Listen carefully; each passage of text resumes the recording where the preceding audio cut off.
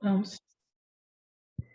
Muito bem, meus irmãos, mais uma vez, um estudo nosso do Evangelho, a luta do Doutrina Espírita. Boa noite a todos, boa noite, Zélia. Boa noite a todos, boa noite, Rita.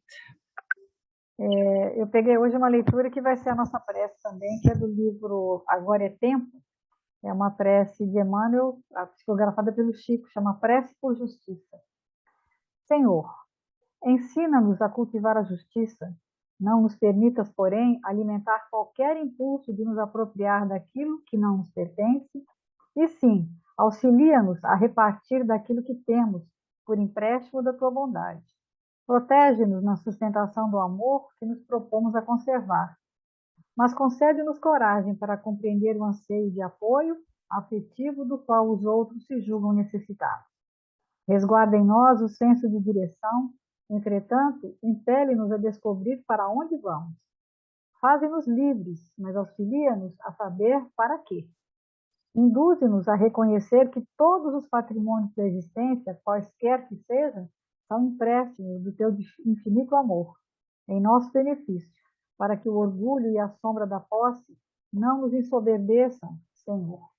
Dá-nos a entender que unicamente o nosso próprio trabalho no bem nos conferirá a experiência necessária para a assimilação da verdade em nós mesmos e fortalece-nos a certeza de que a nossa mais alta felicidade tem o sinônimo de servir.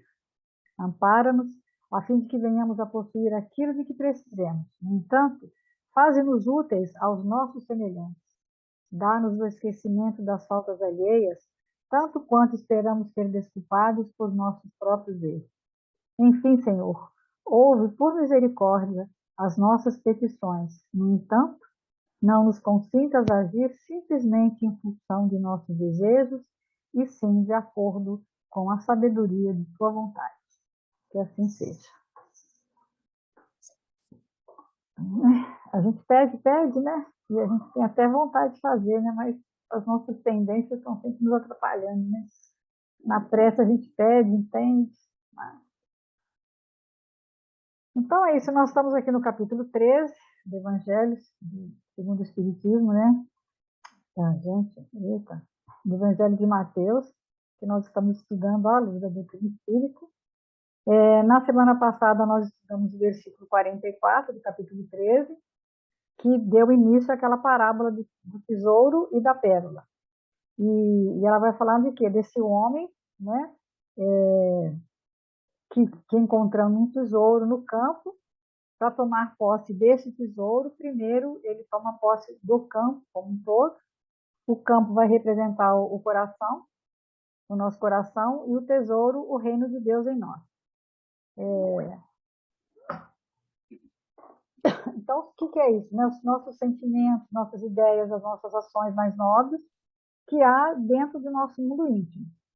E aí ele fala, né, aprendendo na semana passada, que é preciso primeiro tomar posse do coração, reconhecer, né, através do poder da nossa vontade, para que possamos, aos poucos, ir descobrindo as virtudes que nós já conquistamos, mas nesse processo todo tem a parte inevitável, que a Luísa fala, que não é assim tão agradável, que é averiguar que o vício, né, a gente ainda tem esse vício. Alguns vícios, quando você chega lá dentro, no seu íntimo, você tanto encontra uma coisa como outra. Então, é que ele diz, né, que se você vai a um campo à busca de tesouro, você vai encontrar o tesouro, mas você vai também encontrar buraco, né, vai comprar buraco de tatu, que ele fala, né, o estrume da vaca, buraco de cobra, espinheiro, é a parte que não é tão nobre, que a gente tem que separar. E tem o tesouro, que é a árvore, a flor, o fruto, mas também tem o marimbondo, que ele fala. Então, hoje nós vamos ver a segunda parte da parábola, quando Jesus vai falar do quê? Do homem que vai encontrar essa pérola, que é o versículo 45. E aí, como a Luísa mesmo fala, a gente tem que entender que todo o eixo, né, todo o Evangelho de Mateus, e até ele fala que no estudo que eles começaram a fazer estudo justamente por causa da temática, né, do Evangelho de Mateus, que ele é didático no sentido que ele tem esse entendimento dentro da parábola, que é o conceito de reino de Deus, que é uma coisa que está sempre voltando. tanto nas parábolas como toda a narrativa de Mateus, né? O tema principal dele é sempre a busca do reino de Deus em nós, né? Um aspecto interessante, Rita, que eu vi outro dia numa palestra, que eu não tinha atentado para isso, que o Mateus sempre usa a expressão, né, reino dos céus, e os outros evangelistas usam reino de Deus, né? Que ele era tão didático, tão criterioso, que ele não usava o nome de Deus em vão. Então, ele sempre... Aí depois fiz a pesquisa e realmente colocando, no evangelho dele Sempre dos céus. é sempre o reino dos céus. E os outros evangelistas usam a expressão reino de Deus, né? Eu achei muito interessante, assim, né? Essa disciplina que ele... Às vezes tem detalhes, né, que a gente... É igual aquela questão, né, do verbo olvidar e esquecer. Olvidar não é esquecer, olvidar é esquecer propositadamente. E a gente, às vezes, na hora de ler, como as pessoas não conhecem muito o termo, né? Olvidar, a pessoa não vai entender. Quantas vezes eu substituí na hora da leitura, falar, vou falar esquecer. Mas não é esquecer simplesmente, é esquecer de forma propositada, aí é diferente. E a gente tem que tomar muito cuidado, né, com palavras, porque uma vírgula, uma coisinha mínima, e muda o sentido da coisa. A gente pensa que não, né? A gente simplifica as Aqui coisas. ele está usando dentro da mesma significação, né? Mas ele tinha esse cuidado didático de usar, porque ele realmente não pronunciava. Aí eu ainda fiquei pensando assim, o quanto que a gente usa o nome, né? Assim, Toda hora, né? aleatoriamente, Ai, de meu qualquer Deus, jeito. ai, meu Deus. Você queimou a mão, você encostou, ai meu Deus, qualquer coisa que você faz, aí você, Deus, você faz essa coisa com É tanta... uma evocação, né? Claramente, né? É. Olha o respeito que ele tinha, né, em termos de Deus, de não usar o nome dele. Né? Então, o nosso versículo hoje é capítulo 13, versículo 45, que diz o seguinte: novamente, o reino dos céus é semelhante ao negociante que procura boas pérolas. Né? Então, ele fala primeiro que a gente tem que apresentar a palavra que aparece, que é o homem negociante. Quem é esse homem negociante da parábola, né? Aí ele fala, né? Será que era um judeu? Será que era um romano? Será que é Zaqueu? Será que é Judas? É um homem específico? Então ele fala que não. Jesus está falando de um perfil, de um temperamento, de um temperamento social, de um tipo de pessoa, não necessariamente de um alguém específico. E de como esse homem se comporta na sociedade, e não uma profissão ou um ofício, pode ser qualquer tipo. Então, ele vai dizer, né, Jesus está falando desse temperamento, de uma postura de vida perante a sociedade, e aí ele vai lá na origem da palavra, que não é o que está escrito, né? Ele vai essa é a palavra em português, mas a palavra em grego, que homem é anthropos, e é o anthropos emporos, antropo como homem e emporos, que é o comerciante, né? Que seria um homem comerciante. Aquele, né, que tem uma loja, que tem como os turcos falavam, né, a lojinha, né? Mas essa loja em si não é dentro do contexto grego. Então, poros significa viajar, ou seja, jornadear. Ou seja, emporos é aquele homem que está viajando. É aquele típico, né, mercador, a que Jesus se refere, aquele mercador da época, que era um viajante. Ele pegava coisa de um lugar para outro, dependendo do que ele precisava. Ele ia num lugar que tinha, por exemplo, ele fala o fenício, o grego da época de Jesus, ele rodava todo o Mediterrâneo, né, de porto em porto, de navio em navio, e aí ele ia no Egito, comprava incenso. E aí negociava na Palestina por cobre. Então, cada situação, cada região tinha suas carências. Então, um tinha minério, mas não tinha madeira. Né? Na Fenícia tinha muita madeira, que era o cedro, mas não tinha o minério. Então, ele ficava levando dali para cá. Ele via as necessidades, né, e ia levando. Né? E Eu essa achei era uma cultura da interessante, região, né? ele chama atenção também que era um negociante de alto valor, né, e longas viagens. quando a gente vai transportar isso para a gente, aí a gente vê assim, o Não ia quanto, dali para cá, né? né? Ele não estava no Mediterrâneo, né? De navio. Então, era uma pessoa que... E aí, com isso, acho que ele conhecia várias culturas também, né? E aí ele fala assim que com a queda do Império Romano, essa atividade, assim, pelo menos no Ocidente, quase que desaparece, porque aqueles territórios europeus vão se subdividir e criar os feudos, e aí dentro do feudo ele era autossuficiente, eram propriedades rurais, né? Com uma vida mais simples, sem muito excesso, mas eles tinham trigo, tinham madeira para casa que pegavam na floresta, ou a pedra, roupa eles usavam pouca coisa, e isso vai ser o que ele fala que são 1000 anos, né? Que acontece isso, que esse perfil desse homem meio que some, né? Então, aquele negociante de alto valor, de longas distâncias, que caracteriza a antiguidade, principalmente a oriental, vai desaparecer por um tempo e fica restrita ali ao Oriente, ao mundo árabe, e isso desaparece na Europa, né? Mas vai ressurgir em torno do século XII ou XIII, que vai aparecer esse negociante, o Mascate, né, italiano, veneziano, florentino, que se notabiliza até por também de portos, entre os portos. Aí ele vai falar que por isso que as cruzadas, né, o interesse dele de ir na Terra Santa. Então era uma coisa religiosa, né, que realmente era religiosa, mas tinha por trás o interesse, né, das mercadorias que vinham do Oriente para o Ocidente. E aí surge com isso o quê? Vai surgir uma classe social que antes não existia, né? O comerciante das feiras dos burgos, que é onde nasce a burguesia, né? A gente conhece, tem as feiras, né? As famosas feiras, as feiras de Flandres e de Champagne. Esses eram burgueses. É uma classe social que vai se fortalecer bastante. E quando chega no século XIX, além do poder econômico que ela consegue juntar, ela também passa a ter um poder político. Como é que as coisas vão mudando, né? Como é que tudo vai se modificando, né?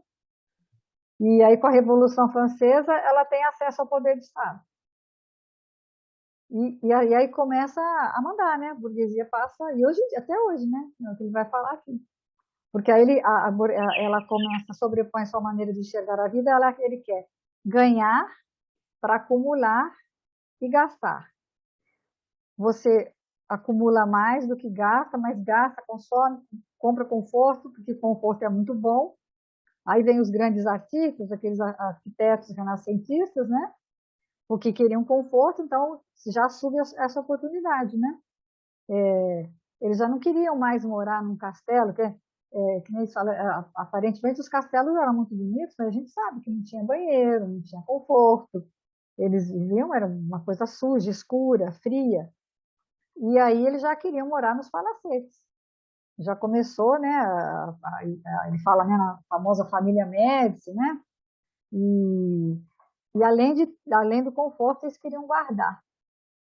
E quanto mais você guarda, mais você precisa lucrar. E em função disso, vai perdendo o quê? A religiosidade perde espaço. Né? Então, é o que ele fala que é o nascimento da modernidade e a ascensão da mentalidade burguesa, que aí toda a sociedade vai ser tomada por ela. Todo mundo, na Idade Média, antigamente, o cara que era nobre, né, ele, quando nascia nobre, morria nobre. E o pobre, o servo, nascia servo, morria servo. Mas ali na questão da burguesia... Ele sabia que nada ia mudar isso, né? Nada ia mudar, né? Ele é inacessível para ele.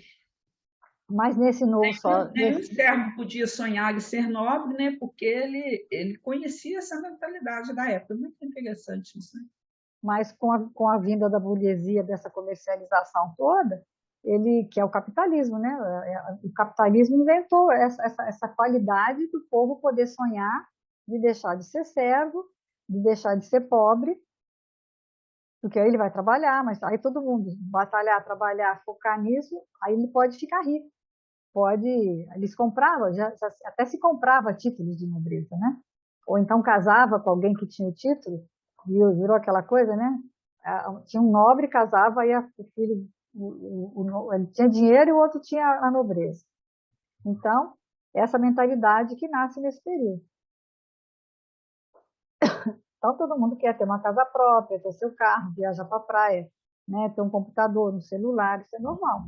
Essa é a mentalidade que ainda existe para nós. É onde ele vai falar que, né, que antigamente no primário se ensinava a história antiga, a moderna e a contemporânea.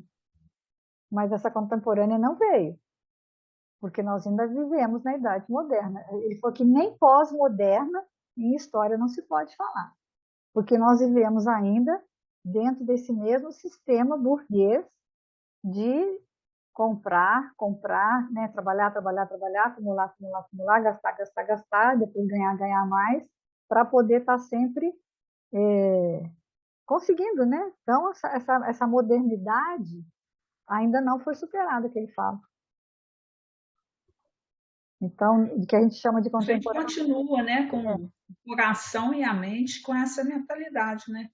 O que mudou foi ter mais tecnologia. Isso nós temos.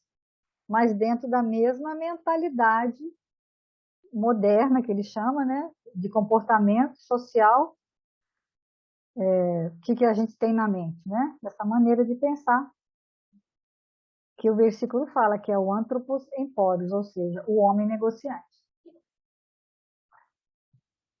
Então, na realidade, a gente ainda não superou. É um modo de vista, né? Modo de vida, né? Individualista, materialista, né? Antropocêntrico, né?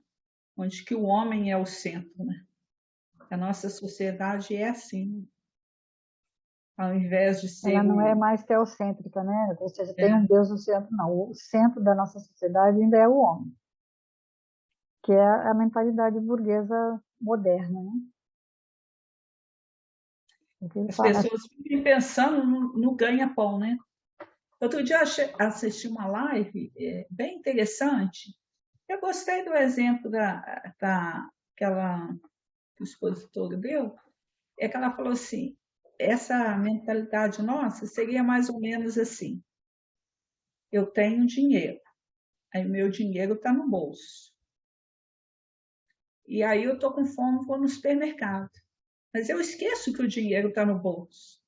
Aí eu rodo para o supermercado, mas eu esqueço que o dinheiro está ali. Aí eu morro de fome. Eu achei a comparação muito... E é justamente o que a gente faz, né? A gente tem um valor real, que é o valor espiritual, que a gente precisa trabalhar ele. Só que aí o que acontece? Ele continua no plano secundário. Está lá, né? Escondidinho em algum lugar nosso, né? Dentro de nós, praticamente. E aí o que a gente fala? A nossa fome vai continuar. Porque tudo isso que a gente busca, tudo isso pode desaparecer. O que vai ficar conosco é a nossa essência, exatamente aquilo que a gente quer. Só que a gente está se esquecendo disso e aí é como se fosse mesmo no mercado, com o bolso cheio do dinheiro, com fome, mas não tem dinheiro para comprar porque você esquece que está ali. Porque você prioriza, a sua visão está ali só naqueles produtos que o supermercado pode te oferecer. E a sua fome hoje é outra. Né? E aí você sacrifica um monte de coisa por conta de poder ter mais poder financeiro, mais dinheiro, mais status, né, na sociedade. E aí muitas vezes eles falam assim, não, eu tenho que trabalhar porque eu tenho que pagar às vezes até o plano de saúde do pai ou da mãe, né? Mas enquanto isso ficou um mês sem ver o pai, né? Às vezes mora na mesma cidade, mas não vai ver. Não convive, né? Não convive com os filhos, vai terceirizando a educação, né? E é quando a gente fala isso, aí dá a impressão assim, que você não pode ter acesso às coisas materiais, né? A Lógico gente que não, né? vive num mundo que você não pode ter esse rigorismo de achar que você não tem que lutar por todas essas coisas. É um direito seu ter uma casa confortável, ter uma internet, desde que seja fruto do seu trabalho, né? A questão não é aí, não é essa. A Quanto você questão é apego, né? quanto você apega a isso e esquece de trabalhar o outro lado, né? E quando você fica só nisso e deixa de conviver e de ter uma atividade religiosa, uma atividade em prol do outro, né? Em uma convivência, né? Às vezes em família, às vezes com alguém que está precisando, né? E aí é o que ele fala, Porque né? Jesus ele está faz um feliz com esse paralelo sujeito da narrativa, né? Que ele é, faz um paralelo muito interessante, né? Porque tudo tem preço. Se a gente está buscando só isso, vai ter alguma coisa que está ficando para trás, né? Se eu moro numa mesma cidade, trabalho muito e não posso visitar um pai, qual a relação de afeto que eu estou estabelecendo, né? Ou aquele filho fala assim: ah, meu pai é pobre, eu vou tirar meu pai dessa vida, eu quero dar uma casa nova para ele e tudo, mas passa anos sem ver, quando vê a vida passou e a relação de afeto espiritual que você deveria ter conquistado com outros desenvolveu, né? e aí ele fala, né, que Zaqueu, né? Tanto Zaqueu quanto Mateus eram esse antropozempórios, que é esse homem Bom, negociante. E todos os dois, Jesus fica feliz com eles, porque eles enxergam isso e deixam para seguir Jesus. Em compensação, Judas, que era também tinha esse mesmo perfil, aí a tristeza de Jesus quando pergunta para ele, né? A que vens, amigo, né? Mas ele sabia, né? Por conta de 30 moedas, Judas escolheu, né? Foi a escolha dele. E aí ele pergunta, né? Será que nós somos esse antropoemporos? Certamente somos, né? Porque todos nós que tipo de negociamos homem isso, eu né? sou, né? O exemplo do professor que ele deu foi assim: você dá aula? Não, eu não dou aula, eu vendo, né? E aí eu lembrei, né, da história. Alguém falou outro dia que você não pode falar que você vai trabalhar no centro, né? Acho que foi num dos estudos dele mesmo que ele falou, né?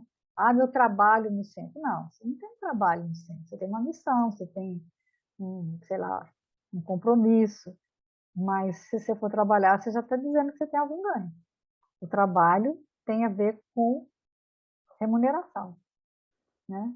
Então a gente não pode dizer que é um trabalho de evangelização, trabalho de fazer, trabalho na reunião mediúnica, trabalho em alguma coisa, né? Você está procurando a boa pérola, que vai ser o que a gente vai estudar a semana que vem, né? É. Você está gostando da negociação, né? Qual o Porque é tipo muito difícil, né, a gente não negociar de alguma forma, né? Eu acho que essa caridade ou essa entrega realmente no relacionamento é muito difícil, né? Todo relacionamento nosso ainda tem muito interesse. Todo qualquer. Até com o filho mesmo você tem algum interesse. É muito difícil você ter um relacionamento assim, muito puro mesmo. A gente está treinando, né? Eu acho que o amor maternal ou paternal é um treino mas é que nem ele falou semana passada, né? É um amor, como é que ele chamou? O amor ah, vulgar. Ainda é um amor vulgar, né? Então, ele também dá o exemplo do aluno, né? O aluno que não presta atenção na aula, que vai na aula e não presta atenção no professor, é aquele que o quê? Que é a mesma coisa que você ter sentado no jantar, pagou a comida, levantou e largou a comida lá. Então a gente tem que aproveitar, né? Ver que existe essa modernidade, a gente tem toda essa tecnologia à nossa disposição, né? Mas o que eu realmente preciso, o que basta, né? A gente está procurando o quê, né? Porque aí ele fala, né? Não é uma pérola qualquer. E aí ele vai lá no Apocalipse, né? 18. Eu tenho uns versículos aí que eu não achei, não bateu com o que ele fala, não. Achei, mas eu deixei o que ele colocou. Mas na hora que eu fui procurar no Apocalipse, não tinha, estava muito diferente do que eu achei. com Deus está mais ou menos. Tem a É. tradução, né? Eu É, não sei qual. eu pus exatamente o que ele falou, porque no que eu fui procurar, não achei muita. Tinha umas coisas diferentes lá. Porque. Eu vou ler o texto, É, olha, que está aqui no meu, ó. pois todas as nações têm bebido do vinho do furor da sua prostituição. Com ela se prostituíram os reis da terra, também os mercadores da terra se enriqueceram à custa da sua luxúria, né?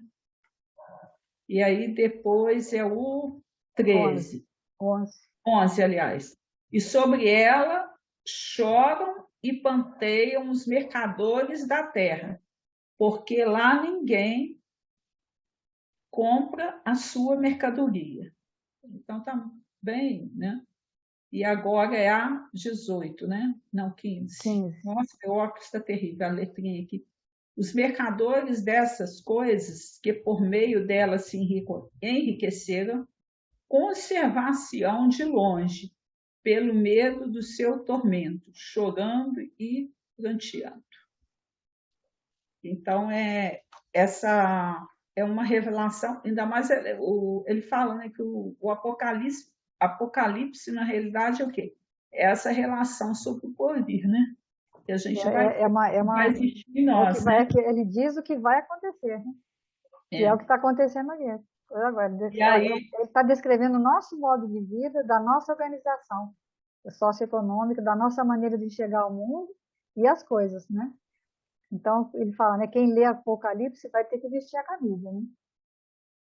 E eu achei lá em Isaías também é profético, né? Tem um versículo que é 22, Isaías 22, versículo 13, que é uma pergunta interessante. Ele fala assim, comamos e bebemos, porque amanhã morreremos?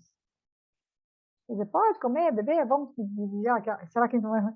E aí Isaías vai falar da tristeza dele, de Deus, que ele sente através de Deus, porque por causa das nossas escolhas, dos pecados que os homens. Então, Deus avisa, ele alerta, ele faz todos os apelos para o nosso coração, e aí quando ele vê que a gente não atendeu, ele se entristece.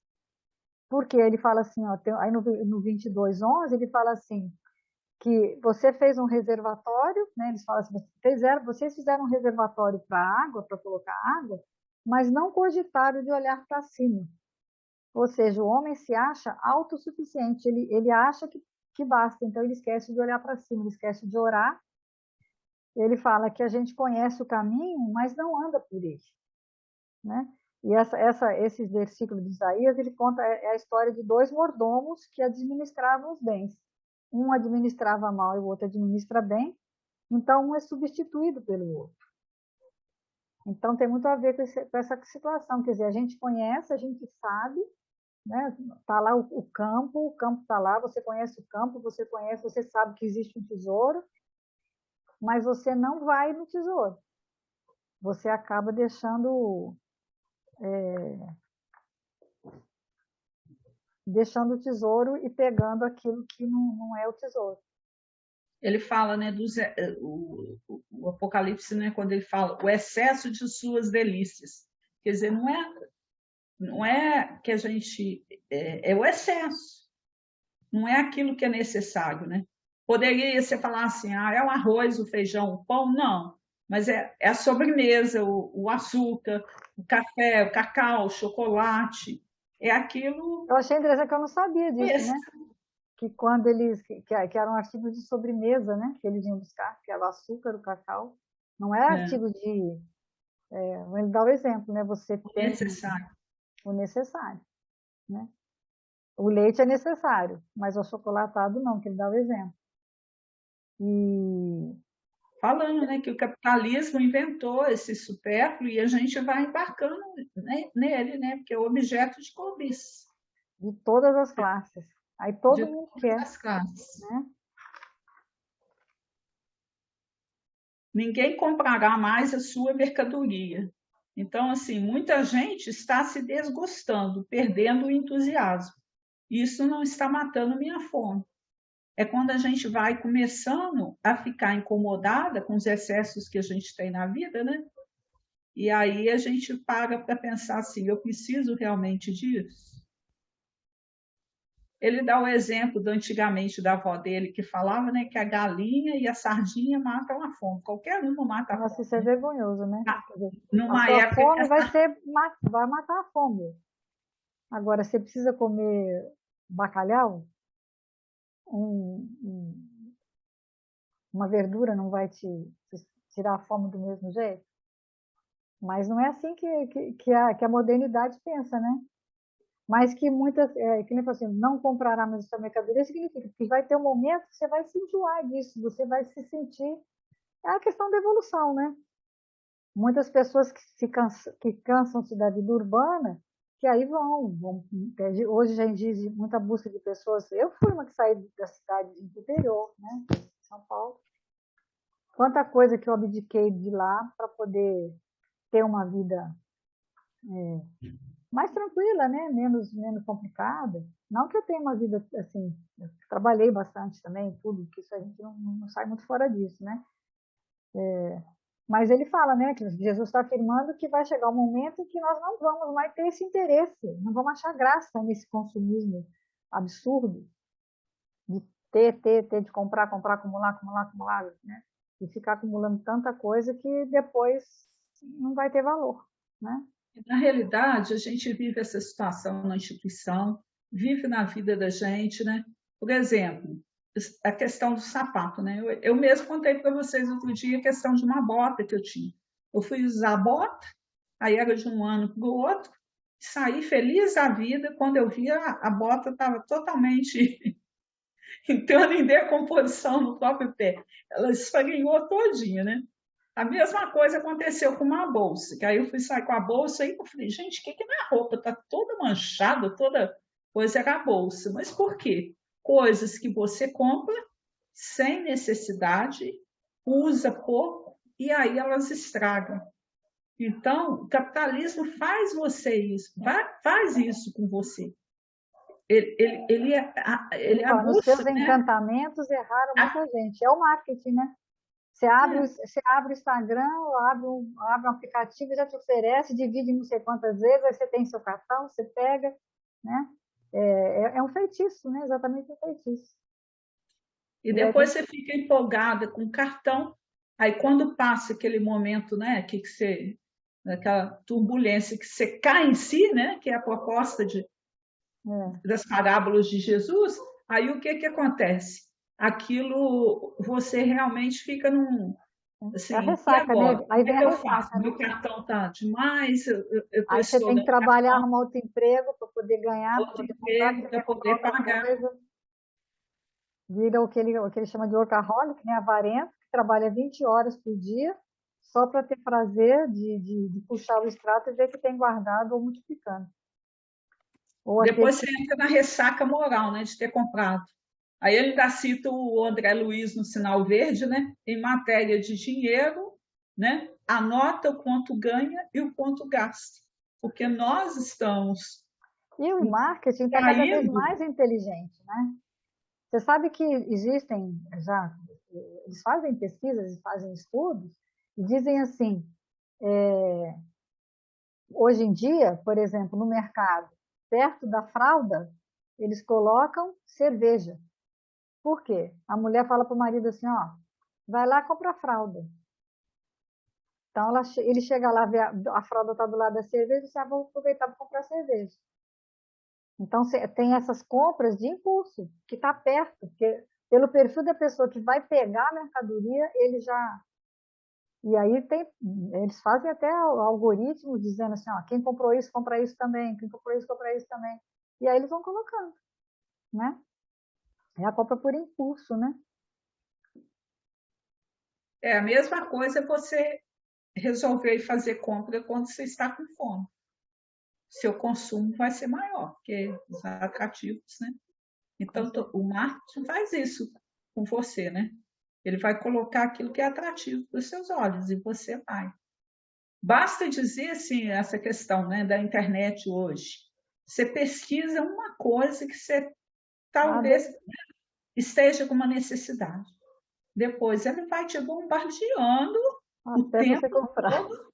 Você pegou no celular, já vem ali 1000 opções, né, oferecendo aquele mesmo item de várias maneiras. E se a gente não toma cuidado, você acaba comprando mesmo.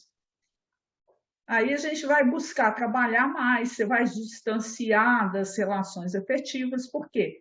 Porque seu Não tem tempo vai tempo, você só ter que tem ser tempo para isso, né? para lucrar mais, para ganhar mais, porque você está consumindo mais. E aí agora ele passou, né, para livro Caminho, Liberdade e Vida, capítulo 29, Contentar-se. É uma carta de Paulo, né, aos Filipenses. Não digo isso como por necessidade, porque já aprendi a contentar-me com o que tenho. Fico imaginando no dia que eu conseguir falar, vivenciar essa frase de Paulo. Ai, É porque ele fala, olha, né? A gente acha que contente a pessoa, ele fala, né, que é bom humor, mas na verdade é se contentar, é, se conter, né? Se contentar com aquilo só. Mais do que o bom humor, né? Eu achei interessante. é Então, eu muito estou mais. achando aqui, cadê ele? Vai muito, vai muito além. A vertigem da posse avassala a maioria das criaturas na Terra. A vida simples, condição de felicidade relativa que o planeta pode oferecer, foi esquecida pela generalidade dos homens. Esmagadora percentagem das súplicas terrestres não consegue avançar além de seu acanhado âmbito de origem. Pedem-se a Deus absurdos estranhos. Raras pessoas se contentam com o material recebido para a solução de suas necessidades. Raríssimas pedem apenas o pão de cada dia, como símbolo das aquisições indispensáveis. O homem incoerente não procura saber se possui o menos para a vida eterna, porque está sempre ansioso pelo mais nas possibilidades transitórias. Geralmente permanece absorvido pelos interesses perecíveis, insaciado, inquieto sob o tormento angustioso da desmedida ambição. Na corrida louca para o imediatismo, esquece a oportunidade que lhe pertence. Perdão. Abandona o material que lhe foi concedido para a evolução própria e atira-se a aventuras de consequências imprevisíveis em face de seu futuro infinito. Se compreende tuas responsabilidades com Cristo, examina a essência de teus desejos mais íntimos. Lembra-te de que Paulo de Tarso, o apóstolo chamado por Jesus para a disseminação da verdade divina entre os homens, foi obrigado a aprender a contentar-se com o que possuía, penetrando o caminho das disciplinas acerbas. Estarás, acaso, esperando que alguém realize semelhante aprendizado por ti? Nossa, muito sério, né? Interessante, E né? aí ele Porque, tipo fala a assim, questão, né? para uma pessoa mais jovem, ler isso daqui é uma grande dificuldade. Para nós ainda é um pouco mais fácil, porque né, já temos lá já a nossa caminhada, já fizemos algumas conquistas, mas eu acho muito difícil, hoje em dia, um jovem resistir a isso, mudar esse quadro. Porque a expectativa da sociedade em geral é que ele seja esse consumo, essa pessoa, esse homem, né? Esse antropo em poros mesmo, e a própria família, a sociedade em si, pai, mãe, incentiva o que você vai ser, se você vai ser médico, se você vai ser engenheiro, você já tem que escolher uma profissão muito cedo, e tem que batalhar, e tem que fazer, tem que construir uma casa, e tem que ter um carro bom, porque aí o vizinho tem um carro bom também. Então, tudo isso é uma coisa que é muito chamativa mesmo. Eu acho que é, nesse nível que a gente está, é muito difícil você resistir a isso tudo. É uma resistência mesmo, né? Eu acho complicado. Ontem, só fazendo parênteses, assim, para você ver como é que é vertigem da posse mesmo, a vida simples foi esquecida, né? Antigamente, por exemplo, a gente tinha aquele médico que tinha, ele formava, ficava numa cidadezinha do interior. Então, assim, aqui em Bicas, por exemplo, nós tivemos grandes médicos nesse sentido, né? Não Doutor tinha Mal, grandes especialidades, né? o Arneson, Juarez, Família, né? eles tinham a visão da medicina como um todo. Aí ontem nós tivemos reunião da saúde e aí foi levado um questionamento do conselho por que os médicos, os PFs mudam constantemente, estão estão mudando de médico. Então, quando o paciente acostuma com aquele médico, que é o programa de saúde da família, né? E aí, quando o médico começa a conhecer aquele paciente, aí troca o médico, aí começa outro, aí outra dificuldade, quando aquele outro começa, Troca os aí remédios, tudo. muda de médico e tudo mais. Então, é justamente isso aqui. Por quê? Que a medicina, o mundo evoluiu de uma tal maneira, e a gente até entende que isso é uma coisa boa, criou-se as especializações.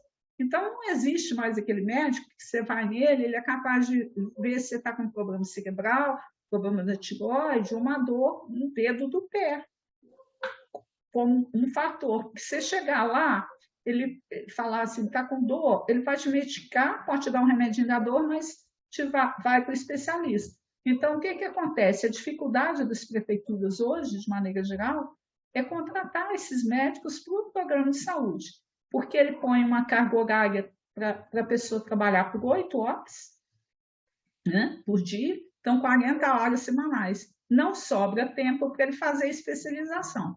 Então, o que, que eles fazem? Eles vêm para o programa de saúde de família, ganham dinheiro, porque eles são recém-formados, duros no trabalho, precisam de dinheiro.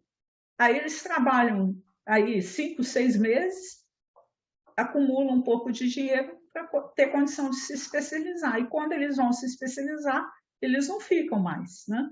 Então, por aí a gente vê assim como que, apesar do mundo estar evoluindo, quando a gente fala assim, ó, o homem coerente não procura saber se possui a menos para a vida eterna, porque está sempre ansioso pelas mais altas possibilidades transitórias.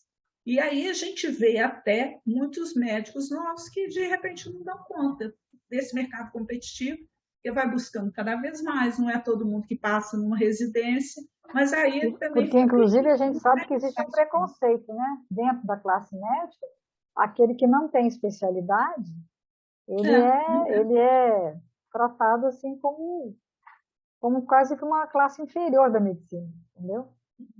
Aquele que faz a medicina clínica, o clínico médico, que é aquele que precisa receber no hospital e ter o histórico do doente, esse camarada, ele sofre porque o outro que é especialista ganha mais que ele, o outro tem mais poder do que ele, tem, né?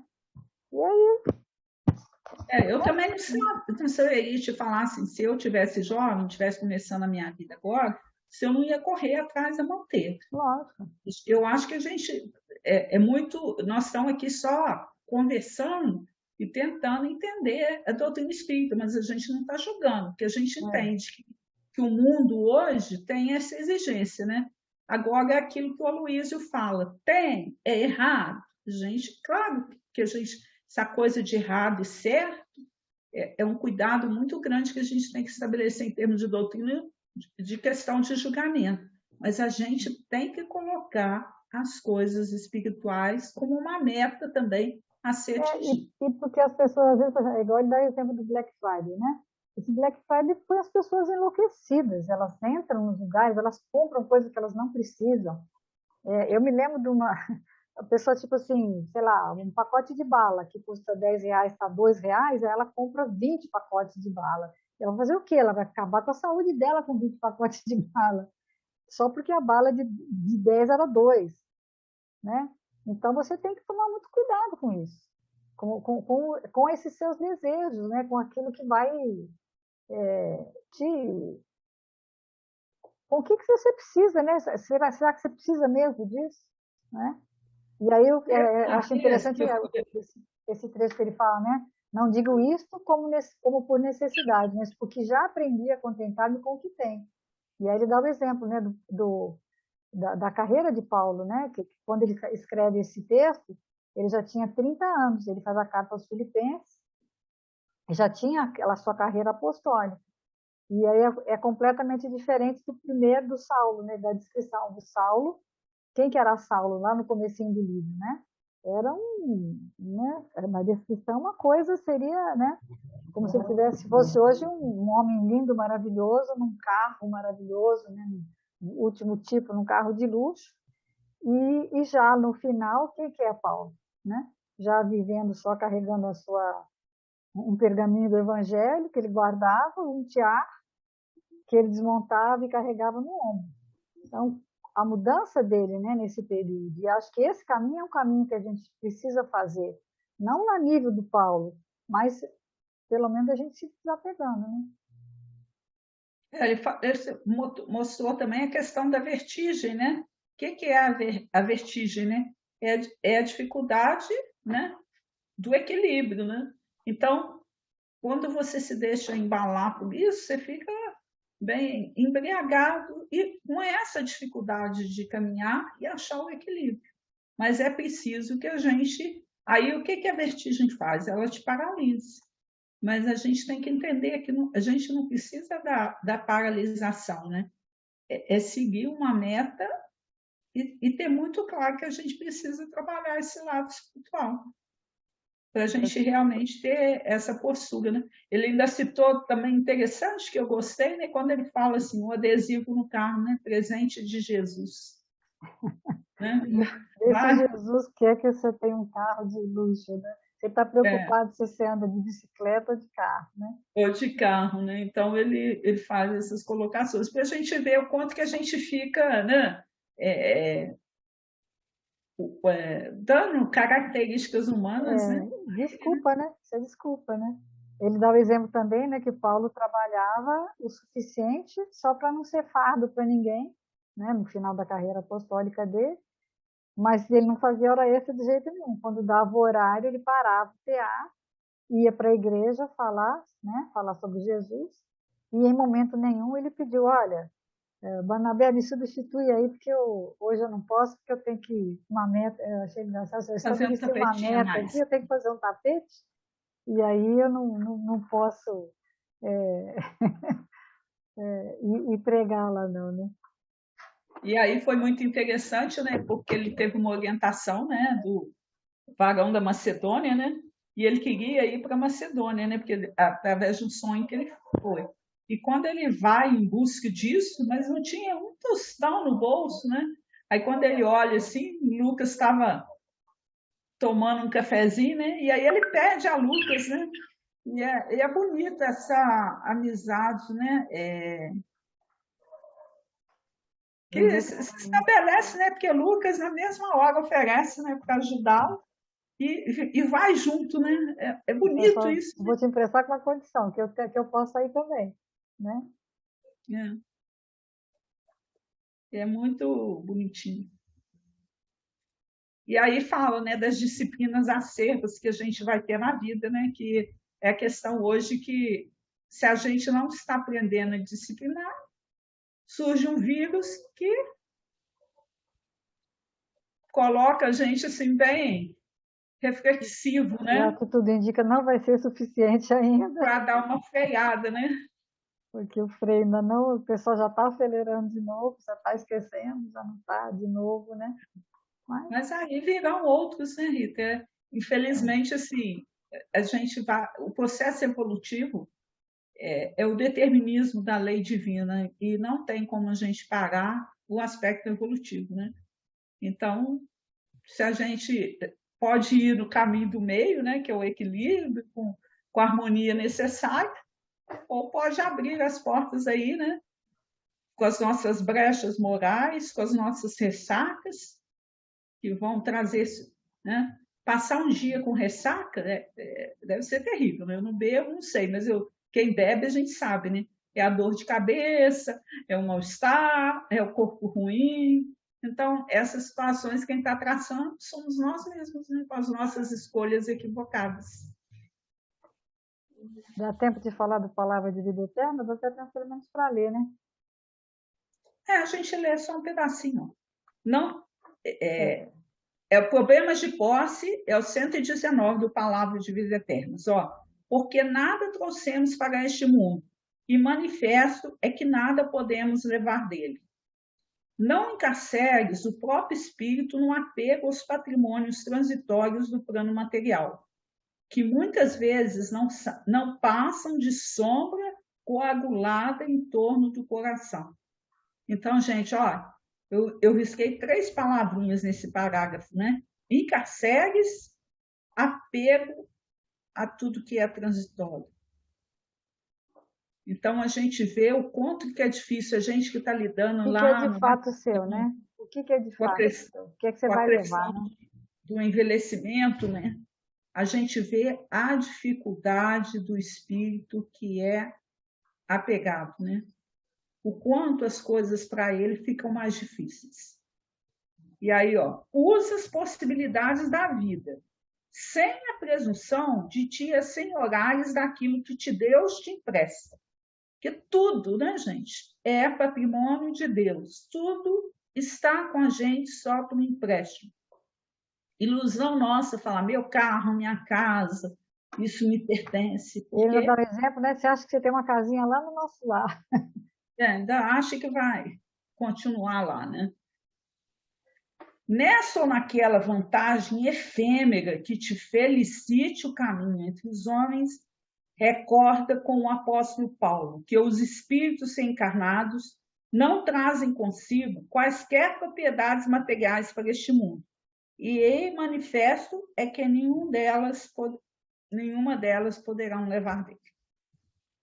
Se eu for chamado agora, né, o que eu vou levar? Só aquilo que eu conquistei em mim. Né? São os tesouros que nem a praça, e nem a caça, nem o ferrugem podem consumir. E a gente investe, né? Ele que fala, o prefácio do nosso lar. É importante o espiritualismo e o espiritismo, mas muito mais importante é a espiritualidade. Espiritualidade. É você cultuar as coisas Oculta do os bens do espírito, né? espírito, né? E A quanto que a gente capacidade de investe, né? conviver, a inteligência emocional, o senso de fraternidade, compaixão, autocontrole, otimismo, bom ânimo, esperança, né? Isso aí, gente, em qualquer situação que eu tiver, eu vou desfrutar dessa situação. Agora, o meu carro novo, eu só desfruto se eu tiver o corpo material. Entendeu? Ele vai ficar por aí. Independente de quanto esforço eu fiz para comprar, né? Vai ficar. Porque tudo é de Deus. Não tem nada que a gente possa carregar, não.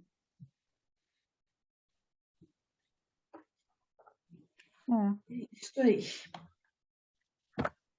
3 minutinhos? Mais alguma coisa? Você acha que dá mais? Tem mais textos aqui, mas mais ou menos falando. Aqui só do Vinha de Luz, capítulo 35. Que pedes? Louco, esta noite te pedirão a tua alma. Que pedes a vida, amigo? Os ambiciosos reclamam reservas de milhões. Os egoístas exigem todas as satisfações para si somente. Os arbitrários solicitam atenção exclusiva aos caprichos que lhes são próprios. Os vaidosos reclamam louvores, os invejosos exigem compensações que lhes não cabem. Os despeitados solicitam considerações idélicas. Os ociosos pedem prosperidade sem esforço. Os tolos reclamam divertimento sem preocupação de serviço. Revoltados reclamam direitos sem deveres. Extravagantes exigem saúde sem cuidados. Impacientes aguardam realizações sem bases. Os insaciáveis pedem todos os bens, olvidando as necessidades dos outros. Essencialmente considerando, porém, tudo isto é verdadeira loucura, tudo fantasia do coração que se atirou exclusivamente à posse efêmera das coisas mutáveis. Vigia, assim, cautelosamente o plano dos teus desejos. Que pedes a vida? Não te esqueça de que talvez, nesta noite, pedirá ao Senhor a tua alma. Nossa, é bonito essa passagem. E aí eu fico pensando, se você desencarnar de repente, a quantidade de coisa que tem na sua casa, o trabalho que as pessoas vão ter de achar,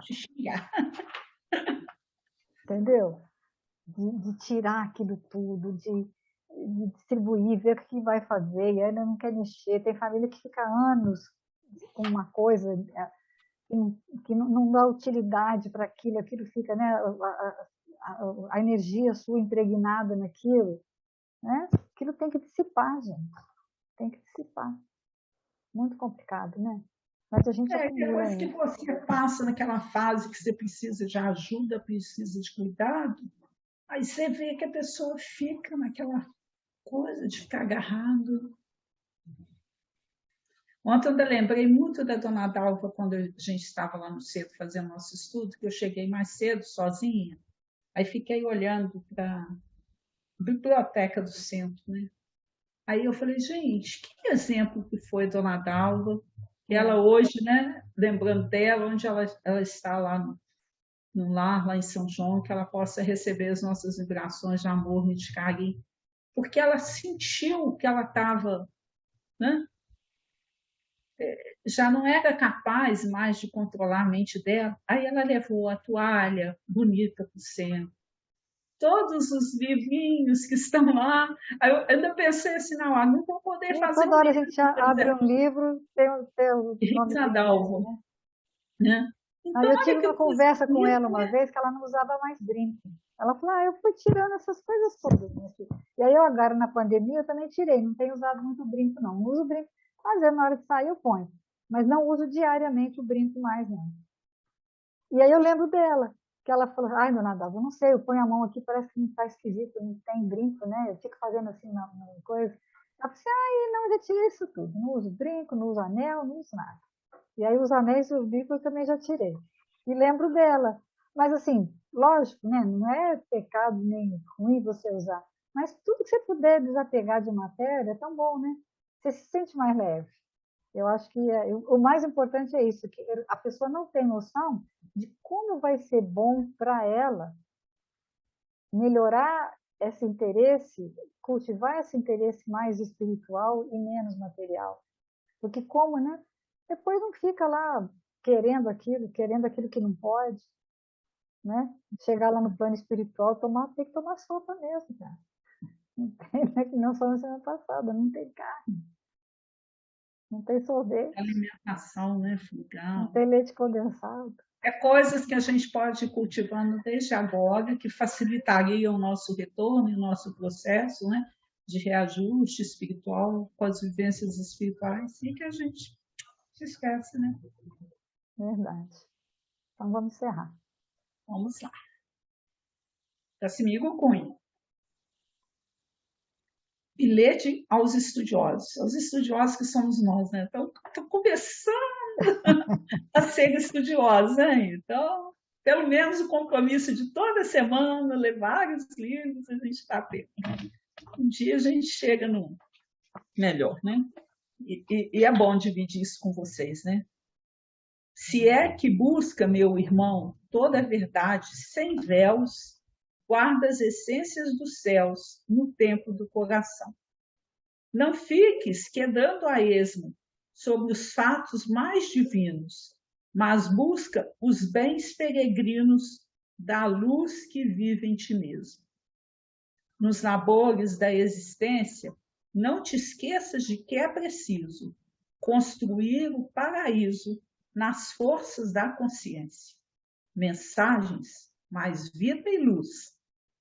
Não cesses de trabalhar. Ninguém pode ultrapassar o Evangelho de Jesus. Uma semana de muita paz para Até a todos. semana, se Deus quiser. Semana que vem continuamos no mesmo versículo, né? Vamos estudar as pérolas. Vamos ver o que vai ter. Até a semana, gente. Até a semana. Muita paz para todos.